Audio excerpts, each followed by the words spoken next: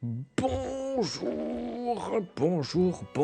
et bienvenue sur cette petite vidéo de présentation de notre nouvelle campagne L'Onde Divine. Je suis en compagnie de Lézardon. Bienvenue à toi. Bonjour! Je suis très content d'être là! Lézardon sera mon seul joueur. Cette campagne est un peu différente de ce que vous avez sans doute l'habitude de voir en JDR.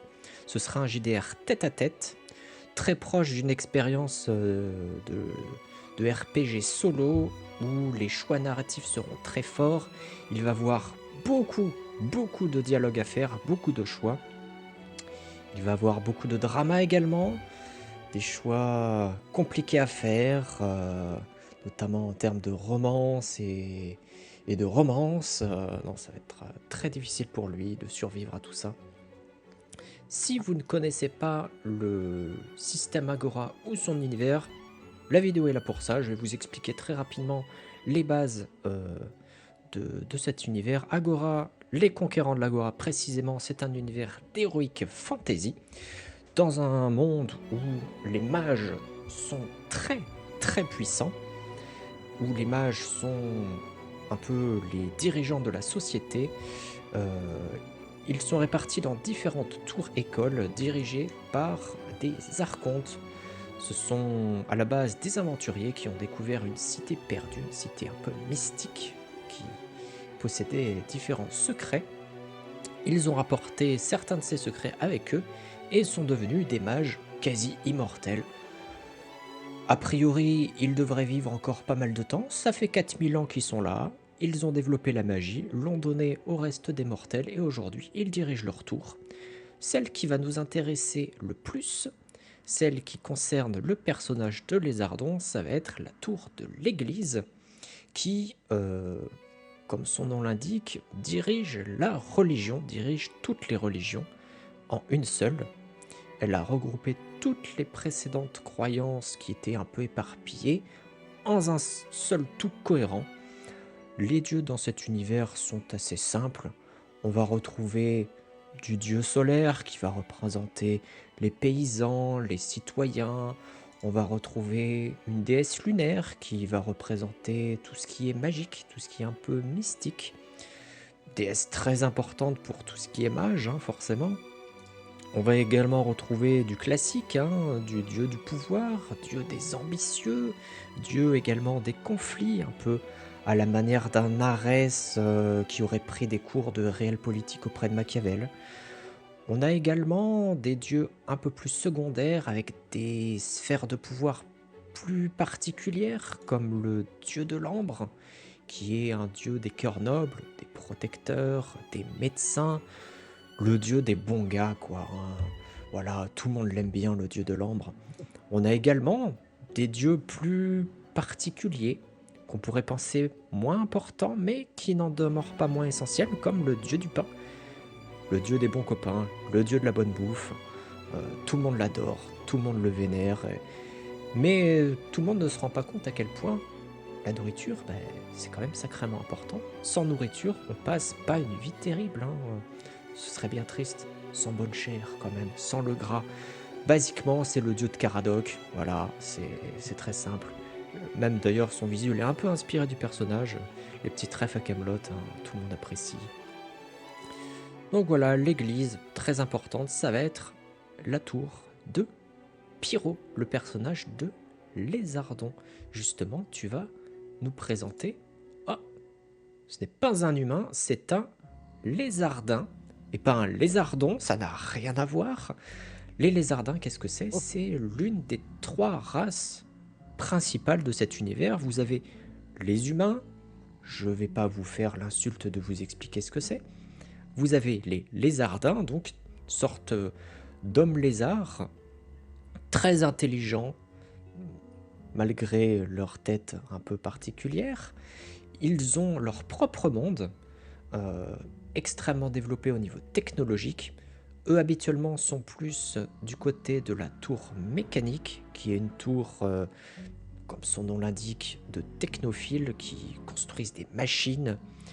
Mais certains sont se sont retirés sur le monde des humains pour une vie un peu plus traditionnelle, plus authentique, plus proche de la nature, dont la tribu de ce cher Pyro-Netektiklomec, qui pour des raisons évidentes, allons appeler Pyro à partir de maintenant.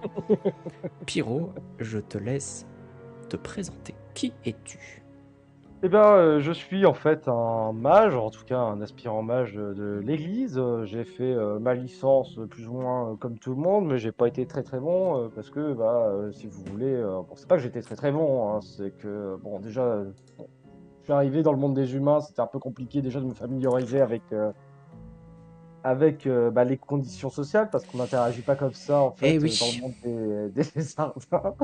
Et du coup, tout simplement, j'ai eu des difficultés d'intégration, hein, voilà. Et puis en plus, pour couronner le tout, je suis un casse-couille, puisque évidemment, mon dieu, c'est un dieu mineur que personne n'a jamais connu, hein, eh c'est oui, eh le dieu oui. de l'onde.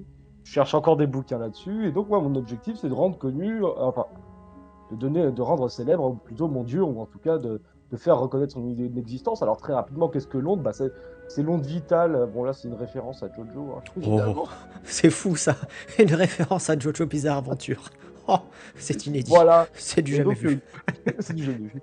c'est Et dingue. donc, voilà, c'est qu'en fait, grosso modo, hein, c'est que chaque être vivant a une sorte d'onde vitale, en fait, qui est manipulable ou utilisable et qui permet plus ou moins d'être lié à ça. Donc ça, c'est ce que je pense de mon Dieu, parce que c'est tout ce que j'en sais aussi pour le Et moment, oui, parce qu'il n'est pas très connu, il n'y a pas beaucoup de bouquins dessus.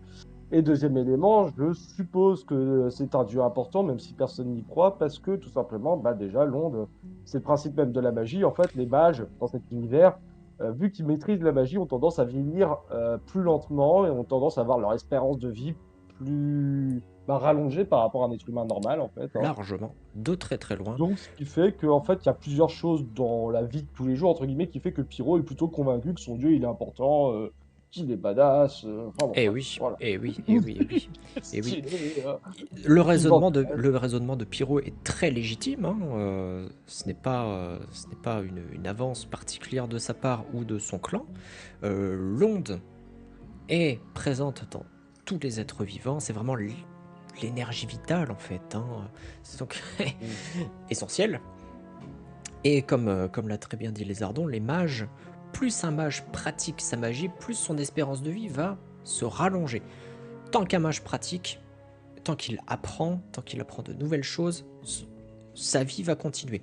Si un mage s'arrête d'apprendre, soit parce qu'il n'a plus les capacités d'apprendre de nouvelles choses, ou s'il n'a plus envie, ce qui peut arriver aussi, hein, de se lasser, et bien là, il va reprendre le vieillissement. Il va pas se prendre un siècle comme ça en 3 jours, ça va être bien plus progressif, mais il commencera à vieillir. Vous allez pouvoir vous rendre compte que la plupart des mages sont extrêmement beaux gosses. Euh, la pratique de la magie offre une possibilité de moduler un peu son corps. Ça offre du contrôle sur son propre corps. Du coup, en plus du vieillissement, ils peuvent tout simplement se rendre une meilleure peau. Tout bête, hein, mais comme ça, il n'y a pas d'acné, il n'y a pas de boutons. C'est quand même plutôt pas mal. Modifier la couleur des cheveux, de la barbe, des yeux, etc. Il y a un certain contrôle dessus. Donc ne soyez pas étonnés si le casting, on a l'impression que ça sort d'un film hollywoodien. C'est normal, c'est la magie. C'est la magie, c'est normal. C'est canon, ne vous en faites pas.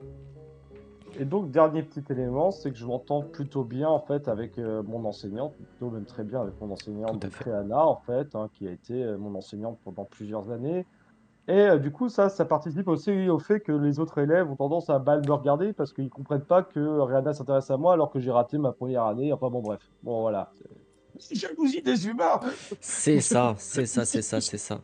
C'est ça, Voilà. le fait d'avoir été repéré relativement tôt par une mage réputée, même si elle ne fait pas partie des meilleurs mages de la tour, c'est une mage réputée qui a son fan club, hein, donc Réana, qui est la preuve principale, l'archimage de Pyro, et qui a une relation très proche d'amitié, on peut le dire, hein. Ça va au-delà de la relation professeur-élève, c'est de l'amitié, et cela donne des jalousies à de très nombreux mages humains qui se disent ah, ce lézard, ce parvenu, ça, ils sont woke à la tour de l'église. Voilà, hein, on entend de tout dans les couloirs. Si vous saviez ce qu'on entend dans les couloirs, c'est terrible, Ah, c'est terrible, c'est depuis que terrible. l'église a été rachetée par Disney. Oh. Ah là là là là là là là là. On entend de tout.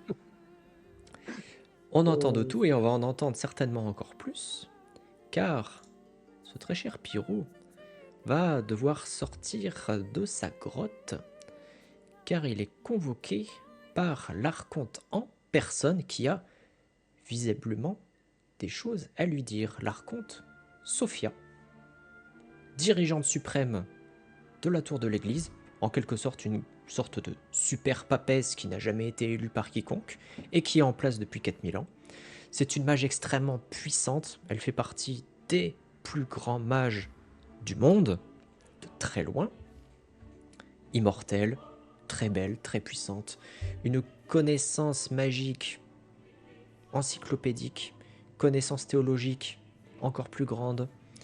Elle a mis en place quasiment elle seule le Panthéon tel qu'on le connaît. Bref, pour un fan de théologie, c'est une rencontre importante, on va dire. Pour ne pas dire qu'elle risque de changer la vie. Oh, Mon cher Pyro, oui, je suis en tu stress. es Je vais pas convoqué. bien. Tu es convoqué. Tu es convoqué devant l'archonte, elle a visiblement des choses à te dire. Tu rentres dans la grande chapelle, elle est au centre. Pyro, suite à cette rencontre, tu vas me faire un jet de sang-froid. Le premier jet, oh non, j'ai combien en Oh, sang-froid? que oui. Oh. Tu n'as pas beaucoup en sang-froid. Oh putain, c'est pas beaucoup. Ok. Oui, aïe, aïe, aïe, aïe, c'est un 99 pour Pyro. C'est un échec critique. Le pire résultat possible. Pyro, tu t'effondres littéralement au sol. Les genoux tremblotants, tu tombes par terre. Oh non, j'ai mal. Tu tombes par terre en pleurs. Tu es submergé, en fait. Tu es submergé Oh. par autant de grandeur. Toi qui voues une admiration sans borne à la figure presque divine de Sophia, la voir, tu en tombes en pleurs. Bah, la voir, j'ai enlevé le presque, tu vois. À la voir, j'ai enlevé le presque, en fait. En plus, elle Oui. dégage une grâce naturelle vraiment, vraiment envoûtante. Telle une danseuse, elle se déplace vers toi Voilà. et elle te caresse lentement la joue. Oh, j'ai les écailles qui s'hérissent. Oh là là, Telle, oh, j'ai les écailles qui s'hérissent. Un peu telle une mère avec son enfant, elle te dit de ne pas t'en faire. Elle te dit de ne pas t'en faire, elle te dit de te relever, elle te sèche tendrement tes larmes. Tu as rencontré donc ton archonte. Elle a plusieurs choses importantes à te dire. Tu es toujours un peu submergé par l'émotion, mais tu l'écoutes attentivement. Elle t'indique qu'elle, déjà, te nomme gardien des runes. C'est un poste important de l'Église. Tu es, comme l'indique le titre, gardien des runes d'enchantement. Les enchantements sont extrêmement importants pour tous les mages. Il s'agit principalement de tatouages de protection qui protègent de différents sorts, autant des sorts lancés contre le mage que des sorts que le mage va lancer. Exemple typique, une boule de feu. Si un mage incante une boule de feu dans sa main, eh bien le feu ça brûle. C'est con à dire, mais ça brûle. Si le mage n'a pas les tatouages appropriés pour se protéger des flammes, eh bien, il va se brûler la main. Malgré toute sa puissance magique, le feu, ça fait mal. Donc, les tatouages servent à... Par contre, ça, tout le monde est au courant dans l'église. Bien sûr, tout le monde est au courant. Tous les mages et pas mal de citoyens, au minimum éclairés, sont au courant de ce principe-là. Et toi, en tant que gardien des runes, tu protèges les runes, tu en mets en place, tu vas en découvrir de nouvelles, etc. Tu es vraiment en charge d'une sorte de bibliothèque runique qui répertorie les runes importantes à appliquer ensuite sur des tatouages. C'est un poste clé, essentiel, au niveau de l'église, très charnière. Tu vas être par la suite convié à des réunions avec notamment les magistères, qui sont le grade juste en dessous des archontes, juste en dessous donc des mages les plus importants, vous avez les mages un peu moins importants, mais quand même sacrément importants, hein. Ouais. Ils sont peu nombreux, ils sont d'une puissance incommensurable, certains plusieurs millénaires. Tu vas pouvoir les rencontrer. C'est un poste donc sacrément Ouais, lourd, quoi. De lourd, comme tu responsabilité. dis, de Ouais, responsabilité. c'est lourd. La chose est Oh. assez impressionnante. Et elle t'explique pourquoi elle te donne. Parce que toi, petit mage de campagne, tu peux te demander, mais pourquoi elle me fait confiance? Et elle t'explique qu'en fait, Je suis elle en train de rêver. t'explique. Et oui, tu pourrais te dire, c'est un rêve, c'est trop même, c'est trop, jamais je ferai de rêve aussi ridicule. C'est qu'en fait, elle t'explique que le dieu que tu vénères depuis tout petit était autrefois un mortel, membre de l'église. Et autrefois, ce mortel était le gardien des runes, était le créateur de tout ce qui est enchantement, les enchantements modernes en tout cas, les enchantements tels qu'on les applique aujourd'hui. Il est le créateur de cette discipline, c'est lui qui a mis en place le poste de gardien des runes, et à travers toi, à travers ton culte dont tu es le seul à faire partie au sein de l'église, elle retrouve un peu son ami d'antan, son ami des origines de l'église. Cette information te donne à nouveau des remontées lacrymales. Ça te fait encore surgir des océans de larmes de tes petits yeux de lézard. Et elle est à nouveau là pour te rassurer, te réconforter, telle une mère aimante.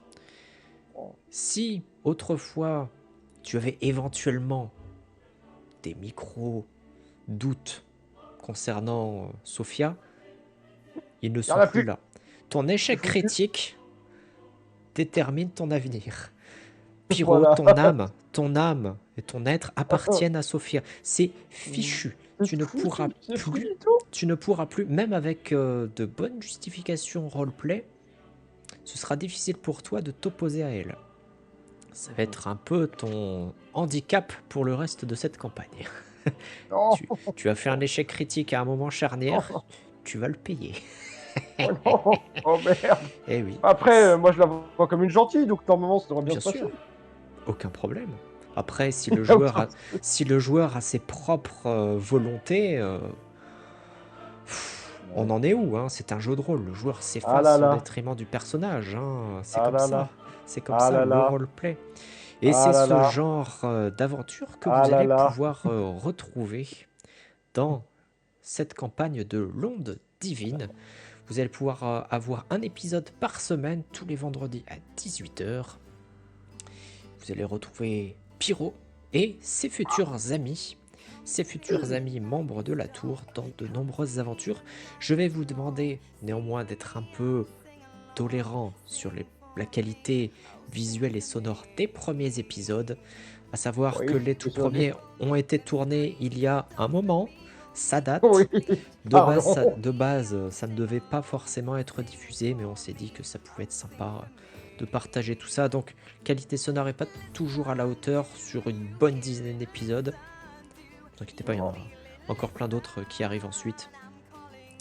Donc voilà, je vous souhaite de bonnes aventures avec nous, de bien vous amuser.